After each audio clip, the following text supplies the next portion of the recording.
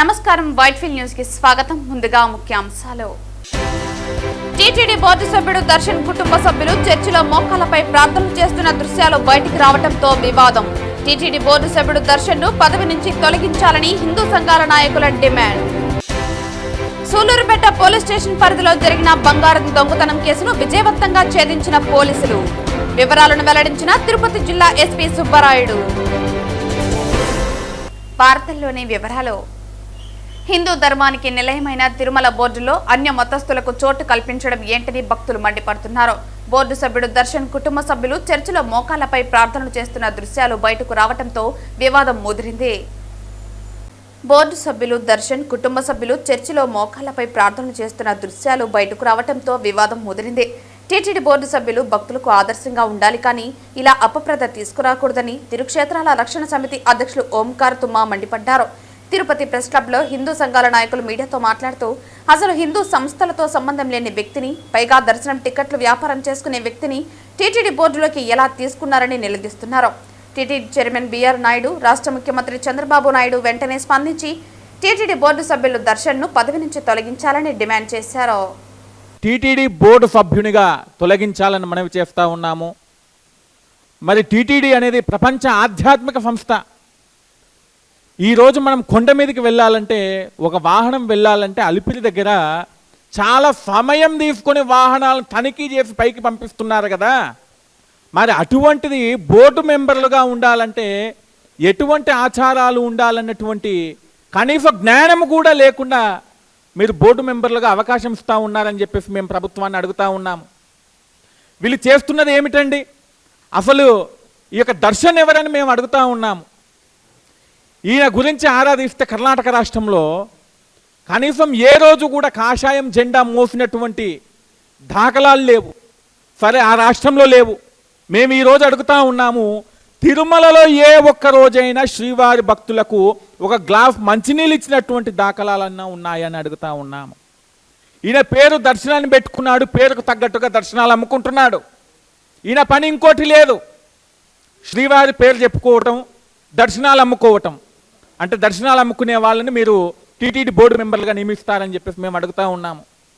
కూటమి ప్రభుత్వాన్ని ఒకటే అడుగుతూ ఉన్నాము, ఈ యొక్క పాలక మండలి లోపల ఏ ఒక్క స్వామీజీకైనా, ఏ ఒక్క ఆధ్యాత్మికవేత్తకైనా మీరు స్థానం కల్పించారని చెప్పేసి. మీరు ఆధ్యాత్మికవేత్తలకు స్థానం కల్పించినట్టయితే ఈరోజు ఈ యొక్క అపరాధం జరిగేదే కాదు. మరి బోర్డు మెంబర్గా వివరిస్తూ తన యొక్క కుటుంబంలో ఉన్నటువంటి కుటుంబీకులను కానివ్వండి, తన యొక్క భార్య కానివ్వండి, ఆ యొక్క చర్చికి వెళ్ళి ప్రార్థన చేసేటటువంటి మోకాళ్ళ మీద కూర్చుని ప్రార్థన చేస్తూ ఉంటే మా యొక్క గుండెలు బరువెక్కిపోయాయి. మేము అనుకున్నాము శ్రీవారి భక్తులందరూ కూడా మోకాళ్ళ పర్వతం మీద మోకాళ్ళు ఎక్కుతారు, కానీ ఈ యొక్క అన్యమత ప్రార్థనలు చేసేటువంటి వారు శ్రీవారి బోర్డు మెంబర్లుగా ఉండటం అనేది ఇంతకంటే దారుణమైనటువంటి పరిస్థితి లేదు. బేషరత్తుగా వెంటనే తక్షణమే యుద్ధ ప్రాతిపదికన ఆయనను తొలగించాలి, సస్పెండ్ చేయాలి. ఇంకో విషయం ఏమిటంటే, ఇటువంటి మాకు అనుమానాలు కలుగుతూ ఉన్నాయి. కేవలము మొన్నటి వరకు టీటీడీ యొక్క పనిచేసేటువంటి ఉద్యోగస్తులు మాత్రమే అన్యమతస్థులు ఉన్నారని చెప్పేసి. కానీ ఇటువంటి విషయాలు బయటకు వచ్చాక ఉద్యోగస్తులు మాత్రమే కాదు, టీటీడీ బోర్డులో ఉన్నటువంటి వాళ్ళు కూడా ఆచారాలు వ్యవహారాలు ఆచరిస్తున్నారా లేదా అనేటువంటి విషయం మీద దృష్టి పెట్టాల్సినటువంటి అవసరం ఎంతగానో ఉంది. కాబట్టి నారా చంద్రబాబు నాయుడు గారిని, అలాగే చైర్మన్ గారిని కానివ్వండి, ముఖ్యంగా జేఈఓ గారిని మేము అడుగుతూ ఉన్నాము, వీరు ఏ విధంగా అయితే దర్శనాలు అమ్ముకోవటానికి మకాం వేసుకున్నారో ఆ యొక్క దర్శనాల మీద విచారణ చేయాల్సిందిగా జేఈఓ గారిని కూడా కోరుతూ ఉన్నాము. వెంటనే వారిని గనక సస్పెండ్ చేయకపోతే స్వామీజీలందరి చేత, హిందూ సంఘాల చేత ఆమరణ నిరాహార దీక్షకు కూడా సిద్ధమవుతామని తెలియజేస్తూ ఓం నమో వెంకటేశాయ. టీటీడీలో ఏ ఒక్క క్రైస్తవుడు ఉండకూడదు అంటున్నారు. మరి మీ పక్కనే క్రైస్తవులు పెట్టుకున్నారు కదా, దీనికి ఏం సమాధానం చెప్తారు? ఈ రోజు వరకు టీటీడీ స్పందించలేదు. అసలు టీటీడీలో పాలన ఉందా? టీటీడీ ఈవో అనే వ్యక్తి ఉన్నాడా? అసలుకి అడిషనల్ ఈవో ఉన్నాడా? ఏమన్నా స్పందిస్తున్నారా? నిన్నటి నుంచి ఈ పోస్టులు ఇంత చక్కర్లు కొడుతున్నాయి. ఒక్కరు ఇంతవరకు వివరణ ఇవ్వడం లేదు. మాకు కొంతమంది దగ్గర నుంచి సమాచారం వచ్చింది, ఏదో టూర్కి వెళ్ళారంట, టూర్లో పోయేసి ఫోటోలు తీసుకున్నారంట. ఇది ఒక సమాధానం. గతంలో కూడా మేము సుమారు టీటీడీలో ఒక 15 మంది దాకా క్రైస్తవ ఉద్యోగస్తుల్ని మేమే వీడియోలు తీసి టీటీడీ విజిలెన్స్ వారికి, టీటీడీ ఈఓ గారికి ఇస్తే ఆ తర్వాత వాళ్ళు క్రైస్తవ ఉద్యోగస్తులు టీటీడీ అధికారులకు చెప్పిన కుంటి సాకులు ఏంటంటే మా బంధువులు వివాహం ఉంది చర్చిలో, అందుకు మేము చర్చికి పోయినాము అని చెప్పారు. ఆ రోజు అలా వాళ్ళు తప్పించుకున్నారు. ఈరోజు కూడా అదే సాకులు. టూర్కి వెళ్ళినారంట, టూర్కి వెళ్తే చర్చికి పోయినారంట, చర్చిలో ఫోటోలు తీసుకొని పెట్టుకున్నారంట. అదే టూరు తిరుమలకి రావచ్చు కదా, ఎన్ని దేవాలయాలు లేవు. టూర్లో వీళ్ళకి చర్చే కనిపిస్తుందా? చర్చ్ ఫోటోలే కనిపిస్తాయా? మోకాల మీద ప్రార్థన చేసే ఫోటోలే పెడతారా టూర్కి వెళ్తే?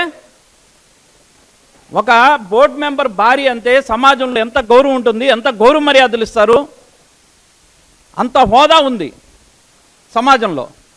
మరి ఈమె చర్చికి వెళ్ళి ఫోటోలు పెట్టి బహిరంగంగా చేస్తే ఈ రోజుటి వరకు టీటీడీ స్పందించకపోవడం చూస్తా అంటే టీటీడీ పూర్తిగా ఫెయిల్యూర్ అయిందని కూడా చెప్పచ్చు. ఇక్కడ అసలు ఈఓ గారు ఉన్నారా అనిపిస్తుంది. ఇక్కడ మేము ఒకటే ఈ కూటమి ప్రభుత్వాన్ని అడుగుతున్నాం, తక్షణమే చర్యలు తీసుకోండి. క్లియర్గా ఫోటోల్లో కూడా ఉంది, ఒక హిందూ సాంప్రదాయాన్ని పాటించేటువంటి స్త్రీ ఏ రోజు కూడా నుదిటిన బొట్టు తీయదు. ఎప్పుడు బొట్టు తీస్తుందంటే భర్త చనిపోతే బొట్టు తీస్తుంది. మరి ఈరోజు ఆర్ఎన్ దర్శన్ బ్రతుకున్నాడా చనిపోయినాడా అనేసి ఈరోజు అడుగుతున్నాం మేము టీటీడీ వారిని. బ్రతుకున్న మొగుడు ఉండగానే భార్య బొట్టు తీసిందంటే దాని అర్థం ఏంటి? మరి ఇది టీటీడీ వారు కూడా ఆలోచించాలి. యుద్ధ ప్రాతిపదికన ఇతని మీద చర్యలు తీసుకొని తొలగించాలనేసి మేము ఈ యొక్క టీటీడీని అయితే కానీ, టీటీడీ చైర్మన్ గారిని అయితే కానీ, ముఖ్యమంత్రి చంద్రబాబు నాయుడు గారిని, ఉప ముఖ్యమంత్రి పవన్ కళ్యాణ్ గారిని కోరుచున్నాం. ఓం నమో వెంకటేశాయ. స్వామివారు మాట్లాడతారు. ఓం నమో వెంకటేశాయ. సూలూరుపేట పోలీస్ స్టేషన్ పరిధిలో జరిగిన బంగారం దొంగతనం కేసును విజయవంతంగా ఛేదించామని తిరుపతి జిల్లా ఎస్పీ సుబ్బరాయుడు కేసు వివరాలను వెల్లడించారు. ఈ సందర్భంగా తిరుపతి జిల్లా ఎస్పీ సుబ్బరాయుడు మాట్లాడుతూ తమిళనాడుకు చెందిన పల్సర్ బాబు అనే నిందితుడు బంగారు దుకాణ యాజమాన్య దృష్టి మళ్లించి దొంగతనానికి పాల్పడినట్లు తెలిపారు. నిందితుడు యాజమాన్య కళ్ళలో కారం కొట్టి మోటార్ సైకిల్పై అక్కడి నుంచి పరారయ్యాడు. ఈ ఘటనలో మొత్తం 112 గ్రాముల బరువున్న 12 బంగారు గొలుసులు, సుమారు 12 లక్షల విలువైన బంగారం అపహరించబడింది.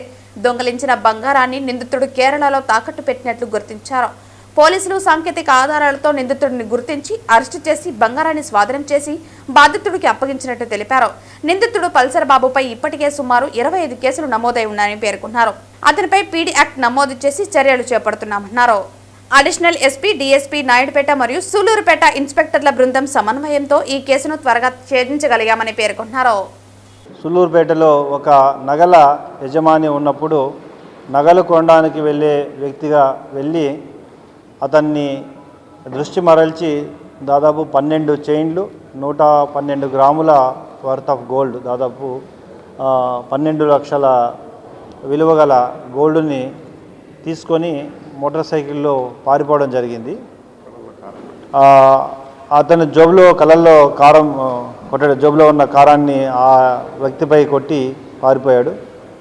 సో ఇమ్మీడియట్గా దాన్ని ఛాలెంజింగ్గా తీసుకొని additional SP crimes and DSP Naidupeta మరియు సూలూరుపేట ఇన్స్పెక్టర్, వాకాడు ఇన్స్పెక్టర్ వాళ్ళ మొత్తం టీం అందరూ కలిసి సెపరేట్ టీమ్స్గా ఫామ్ అయి ఉన్న టెక్నికల్ ఎవిడెన్సెస్ అన్నీ కలెక్ట్ చేసి అన్ని ఆధారాలతో ఒక వ్యక్తిని గుర్తించడం జరిగింది. ఆయన పేరు పల్సర్ బాబు. ఈయన యాక్చువల్గా ఆల్మోస్ట్ 25 కేసెస్లో ఇప్పటివరకు ఇన్వాల్వ్ అవ్వడం జరిగింది. తమిళనాడుకు చెందిన వ్యక్తి. ఈ కేసుతో 25 కేసెస్. ఇతను ఈ బంగారాన్ని తీసుకెళ్ళి దాదాపు కేరళ వరకు తీసుకెళ్ళి అక్కడ ఈ బంగారాన్ని కుదువ పెట్టడం జరిగింది. ఇదంతా కూడా అతన్ని గుర్తించి అతన్ని మళ్ళీ అదుపులో తీసుకొని నగలన్నీ రికవరీ చేసి కంప్లీట్గా పోయిన వ్యక్తికి అప్పగించడంలో ప్రధాన పాత్ర పోషించిన అడిషనల్ ఎస్పీ క్రైమ్స్, డిఎస్పీ మరి సూళ్ళూరుపేట ఇన్స్పెక్టర్ వాళ్ళ బృందాన్ని అభినందిస్తూ, ఈ క్రైమ్లో ఇన్వాల్వ్ అయిన వ్యక్తి చాలా అఫెన్సెస్లో ఇన్వాల్వ్ అయ్యాడు కాబట్టి తప్పకుండా అన్నింటినీ సేకరించి అతని శిక్ష పడే విధంగా చర్యలు తీసుకుంటాం.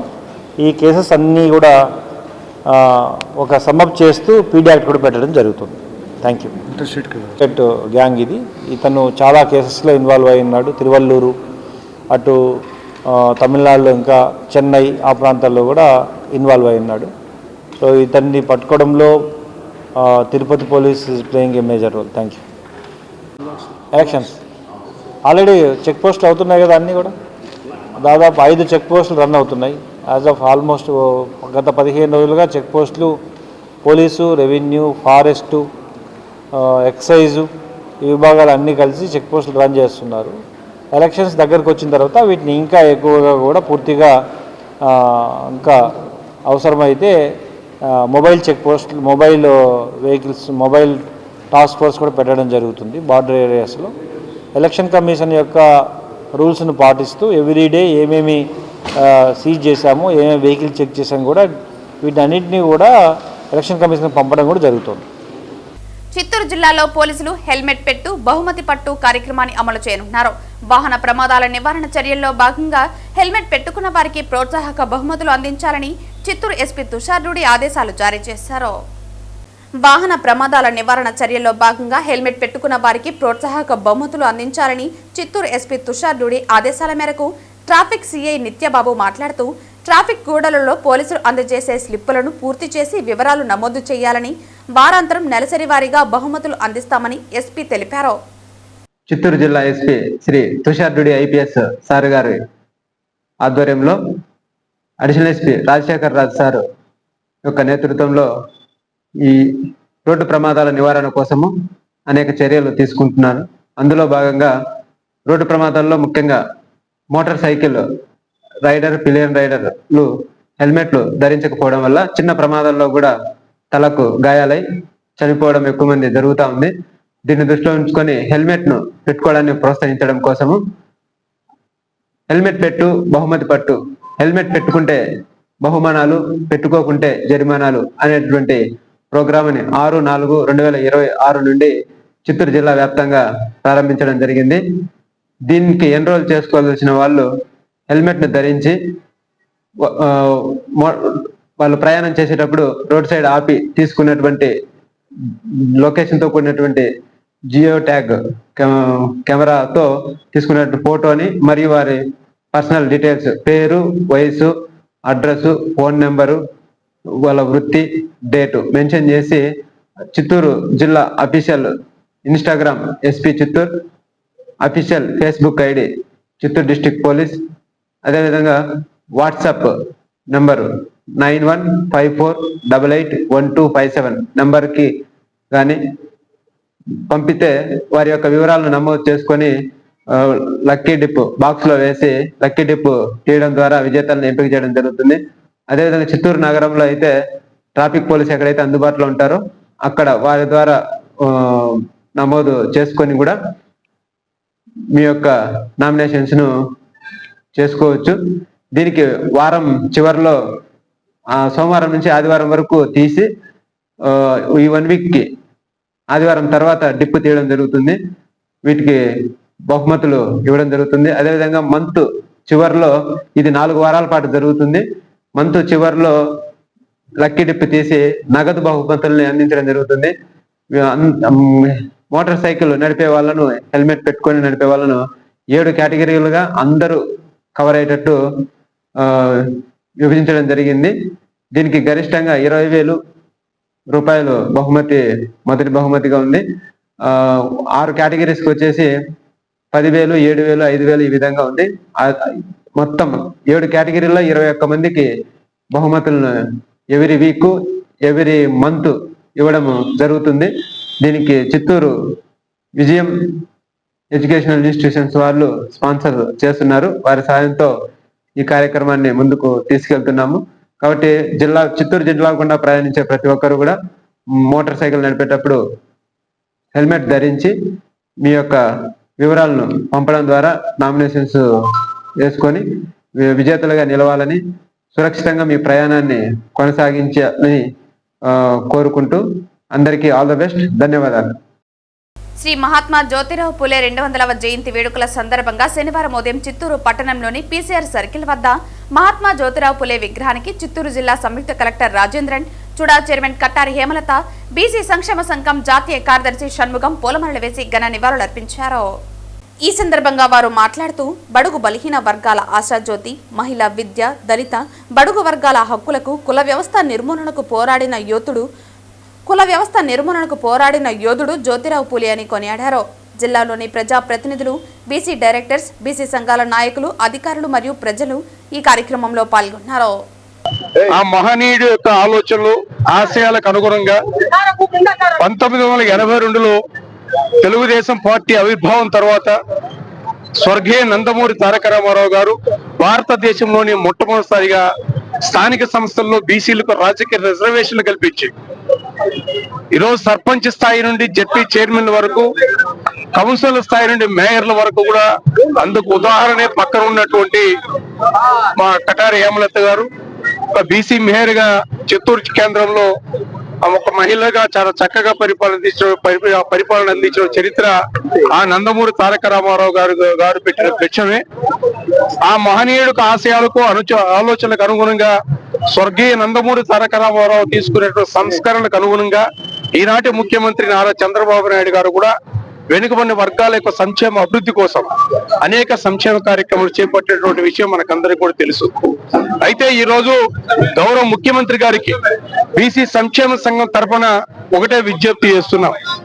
కేంద్రంలో ఎన్నో సంవత్సరాలుగా వెనుకబడిన వర్గాలు కాశ్మీర్ నుండి కన్యాకుమారి వరకు 60% ఉన్న బీసీ వర్గాలు చట్టసభలో రాజకీయ రిజర్వేషన్ కల్పించాలని, బీసీ మహిళలకు రాజకీయ రిజర్వేషన్ కల్పించాలని, ఈ భారతదేశంలో కుక్కలకు లెక్కలున్నాయి, నక్కలకు లెక్కలున్నాయి, పులులకు లెక్కలున్నాయి, సింహాలకు లెక్కలున్నాయి.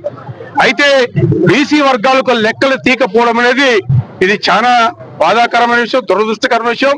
ఈ భారతదేశానికి ఒక బీసీ ప్రధానమంత్రిగా ఉన్న సమయంలో కూడా వెనుకబడిన వర్గాల లెక్కలు తీయడంలో ఎందుకు వెనుకడుగు వేస్తుందో కేంద్ర ప్రభుత్వం మాకు అర్థం కావట్లేదు.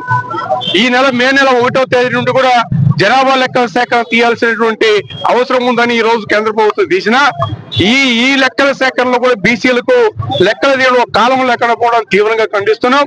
ఈ రోజు 200వ సంవత్సరం మహాత్మా జ్యోతిబాపుల సందర్భంగా బీసీ సంక్షేమ సంఘం తరఫున కేంద్ర ప్రభుత్వాన్ని డిమాండ్ చేస్తున్నాం, విజ్ఞప్తి చేస్తున్నాం. గౌరవ ముఖ్యమంత్రి నారా చంద్రబాబు నాయుడు గారు కేంద్రంలో ఎన్డీఏ ప్రభుత్వంలో క్రియాశీల పాత్ర వహిస్తున్న సందర్భంలో మీరు పెద్దన్న పాత్ర పోషించి బీసీల హక్కుల కోసం కేంద్ర ప్రభుత్వంపై ఒత్తిడి తీసుకొచ్చి ఖచ్చితంగా మా సమస్య పరిష్కరించాలని ముఖ్యమంత్రి చంద్రబాబు నాయుడు గారు విజ్ఞప్తి చేస్తున్నాం. మేము ఒకటే చెప్తున్నాం, బీసీ సంక్షేమ సంఘం తరఫున ప్రభుత్వం, కేంద్ర ప్రభుత్వం, రాష్ట్ర ప్రభుత్వం బీసీల కోసం చేసేటటువంటి మంచి కార్యక్రమాలు ప్రశంసిస్తాం. మా హక్కులు కలరాసే ప్రభుత్వాన్ని నిలదీసే కార్యక్రమంగా ఈ రోజు నుండి మేము చేపట్టబోతున్నాం. రాష్ట్ర వ్యాప్తంగా గ్రామ స్థాయి నుండి బీసీలు మొత్తం చైతన్యవంతం చేస్తాం. దేశవ్యాప్త ఉద్యమాలు రాకుండా కేంద్ర రాష్ట్ర ప్రభుత్వాలు చొరవ తీసుకోవాలని కూడా మరొకసారి విజ్ఞప్తి చేస్తూ ఈ నెల 19వ తేదీ తిరుపతిలో రాజకీయ పార్టీలకు అతీతంగా బీసీల హక్కుల సాధన కోసం బీసీ మంత్రుల్ని, బీసీ ఎమ్మెల్సీలని, బీసీ ఎమ్మెల్యేలని, బీసీ ఎంపీలను ఆహ్వానిస్తున్నాం. బీసీల హక్కుల కోసం ఒక కమిటీ తోటి ముఖ్యమంత్రిని కలవబోతున్నాం. తద్వారా ప్రధానమంత్రి పైన కూడా ఒత్తిడి తీసుకొచ్చి బీసీల హక్కుల్ని సాధించుకుంటామని కూడా పత్రికా ముఖ్యం విజ్ఞప్తి చేస్తూ సెలవు తీసుకుంటాం. జ్యోతిరావు పూలే గారి 200వ జయంతి సందర్భంగా మన చిత్తూరు నడిబొడ్డున పీసీఆర్ దగ్గర పూలే గారి విగ్రహానికి ఆయనకి ఘనంగా నివాళులు అర్పిస్తూ మన జేసీ గారు అలాగే బీసీ నాయకులు అందరూ కూడా ఆయనకి ఘనంగా నివాళులు అర్పిస్తున్నాము. ఎందుకంటే ఆయన 1827లో పుట్టినా కూడా ఈ రోజు కూడా మనం ఆయన జయంతిని ఇంత వేడుకగా చేసుకుంటున్నాము అంటే ఆయనకి ప్రజలకి ఏ విధంగా సేవలో సమానత్వం ఉండాలి, అంటరానితనం ఉండకూడదు, బలహీన వర్గాలు అందరూ కూడా ముందుకెదిగి అందరూ సమానమే అనే ఉద్దేశంతో ఎన్నో సేవలు అందించారు. ఈ నెల 22వ తేదీ చిత్తూరు గిరింపేట శ్రీ శంకర బ్రాహ్మణ సేవా సమితి ఆధ్వర్యంలో నిర్వహిస్తున్న సామూహిక ఉపనయనాన్ని బ్రాహ్మణ కుటుంబ సభ్యులు సద్వినియోగం చేసుకోవాలని శ్రీ శంకర బ్రాహ్మణ సేవా సమితి సభ్యులు పిలుపునిచ్చారు. శనివారం చిత్తూరు ప్రెస్ క్లబ్లో నిర్వహించిన మీడియా సమావేశంలో వారు మాట్లాడుతూ గత 30 సంవత్సరాలుగా తమ సేవా సమితి ద్వారా జగద్గురు ఆదిశంకరాచార్యులు, రామానుజాచార్యులు, మధ్యాచార్యులు జయంతిని ప్రత్యేక పూజల ద్వారా ఘనంగా నిర్వహిస్తున్నామని, ఈ సందర్భంగా సామూహిక ఉపనయనాన్ని బ్రాహ్మణ కుటుంబాలు సద్వినియోగం చేసుకోవాలని కోరారు. చిత్తూరు శ్రీ శంకర బ్రాహ్మణ సేవా సమితి వారిచే గత 30 సంవత్సరాలుగా జగద్గురు అయినటువంటి శ్రీ ఆదిశంకరాచార్యుల యొక్క జయంతిని ఘనంగా నిర్వహిస్తూ ఉంది. అదేవిధంగా రామానుజాచార్యులు, మధ్వాచార్యుల జయంతిని కూడా శ్రీ శంకర బ్రాహ్మణ సేవా సంఘం గిరింపేట చిత్తూరు వారిచే ఘనంగా నిర్వహిస్తున్నారు. వాటిలో భాగంగా శంకర జయంతి పురస్కరించుకొని ప్రతి సంవత్సరం కూడా ఈ 30 సంవత్సరాలుగా వందలాది మంది బ్రాహ్మణులకు సామూహిక ఉపనయనాలు ఘనంగా నిర్వహిస్తున్నారు.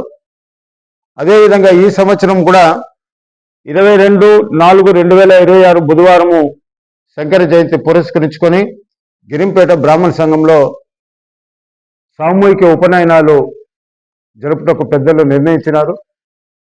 వాటి విషయాన్ని తెలియజేయడం కోసము ఈరోజు ఈ పత్రికా విలేకరుల సమావేశాన్ని ఏర్పాటు చేయడం జరిగింది. అదేవిధంగా ఆ రోజు అనేక పూజా కార్యక్రమాలు ఇవన్నీ కూడా ఉదయం 10 గంటల నుంచి కూడా ప్రారంభమవుతాయి. ఉపనయనానికి సంబంధించి ప్రధానంగా ఋగ్వేదం, యజుర్వేదం, సామవేదం, అధర్వవేదానికి సంబంధించినటువంటి ఎవరైతే ఆ శాఖకు సంబంధించినటువంటి ఉపనయనాలు వేసుకుంటారో వాళ్ళందరికీ కూడా ఉచితంగా ఉపనయనాన్ని శ్రీ శంకర బ్రాహ్మణ సేవా సమితి చేత ఘనంగా నిర్వహిస్తున్నారు. వాటిలో భాగంగా ఆ రోజు కార్యక్రమాలన్నింటినీ కూడా ప్రధానమైనటువంటి పూజారులు వాళ్ళందరి చేత ఈ యొక్క కార్యక్రమం జరుగుతూ ఉంది. చిత్తూరు నగరంలోని గిరింపేటలో ఉన్న శ్రీ శంకర బ్రాహ్మణ సేవా సమితి తరపున ఈ కార్యక్రమంలో మేము పాల్గొంటున్నాము. మన బ్రాహ్మణ సోదరులకు సోదరీమణులందరికీ కూడా నమస్కారాలు తెలియజేస్తూ రాబోయే ఆ వైశాఖ శుద్ధ పంచమి రోజు అంటే ఇంగ్లీష్ 22/4/2026 బుధవారం రోజు జరిగే పూజా కార్యక్రమాలకు మన చిత్తూరు నగరంలో ఉన్నటువంటి బ్రాహ్మణ యువకులను యువతులను అందరినీ కూడా స్వాగతంగా ఆహ్వానిస్తున్నాము. అందరూ కూడా వచ్చి గత 30 సంవత్సరాలుగా ఏ విధంగా సహాయ సహకారాలు అందించినారో అదేవిధంగా ఈ సంవత్సరం కూడా ఎక్కువ సంఖ్యలో వచ్చి పాల్గొని ఈ కార్యక్రమాన్ని దిగ్విజయం చేసి శంకర రామానుజ మధ్వాచార్యుల యొక్క ఆశీస్సులను అనుగ్రహాల్ని ఆ కామాక్షి దేవత ఆ గాయత్రి దేవత అనుగ్రహాన్ని కూడా అందరూ పొందవలనని సవినయంగా మనవి చేస్తున్నాము. శుభం. వార్తలు ముగించే ముందు ముఖ్యాంశాలు మరోసారి. టీటీడీ బోర్డు సభ్యుడు దర్శన్ కుటుంబ సభ్యులు చర్చిలో మోకాలపై ప్రార్థనలు చేస్తున్న దృశ్యాలు బయటికి రావడంతో వివాదం. టీటీడీ బోర్డు సభ్యుడు దర్శన్ ను పదవి నుంచి తొలగించాలని హిందూ సంఘాల నాయకుల డిమాండ్. సూలూరుపేట పోలీస్ స్టేషన్ పరిధిలో జరిగిన బంగారం దొంగతనం కేసును విజయవంతంగా ఛేదించిన పోలీసులు. వివరాలను వెల్లడించిన తిరుపతి జిల్లా ఎస్పీ సుబ్బరాయుడు.